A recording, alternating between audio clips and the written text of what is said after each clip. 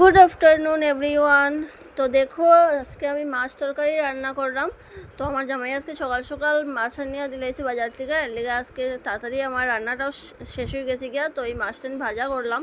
আর এই মাছের আমি এত নামও জানি না, বা সাইনা দেয় আমার জামাইয়া, আমি ফট করে রান্না করিলাই। আর আমার বাবুসোনাটাও এখন ঘুমে আছে। কেন আজকে সকাল সকাল স্নান করাই দিয়েছি মহালয়ার লেগে। তো স্নান করাই এখন তাই পাপাই তাদের ঘুম পাতাই লিছে। তো আমি রান্নাটা আমার শেষ করে নিলাম। আর এই আজকে আলু ভাজা আর পেঁয়াজ কুচি দিয়ে একটু আলু ভাজা করলাম, আর টমেটো দিয়া আর এই কি আলু দিয়া আর ইয়ে দিয়ে ধনিয়া পাতা দিয়া তরকারিটা করলাম, মাছ তরকারি। তো দেখো আমার রান্নাটা শেষ হয়ে যার গিয়া। আর বন্ধুরা, তোমরা আমার ভিডিও দেখো, আমারে কমেন্ট করো, আমার খুব খুব ভালো লাগে। এইভাবেই আমার পাশে থাকিও সবাই। তোমরা আশীর্বাদ ছাড়া, তোমরা সাপোর্ট ছাড়া আমি কোনোদিনই আগে যেতে পারতাম না। তো এরকমই আমার লগে থাকিও, আমার সাথে চলিও। তো দেখো বন্ধুরা, আমি এখন তরকারিটা বয়াই দিছি। তো আমার রান্নাটা কমপ্লিট হয়ে যার। তো আজকে আমার তাইশ করতে লাগছে না, নাহলে অন্যদিন খুব তাইশ করে আমার সব কিছু কাজ শেষ করতে লাগে।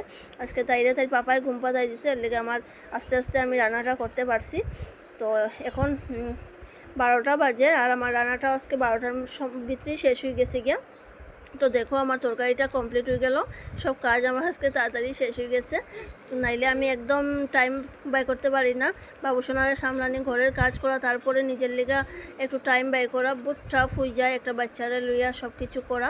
তবুও তার মধ্যেও আমি চেষ্টা করি তোমরা লগে যাতে আমি জুড়িয়া থাকতে পারি, তোমরা কাছে থাকতে পারি, পুরোপুরি চেষ্টা করি। তো বন্ধুরা, আমার রান্নাটা তোমরা কীরকম লাগলো অবশ্যই জানাইও কমেন্টে। সো বাই বন্ধুরা।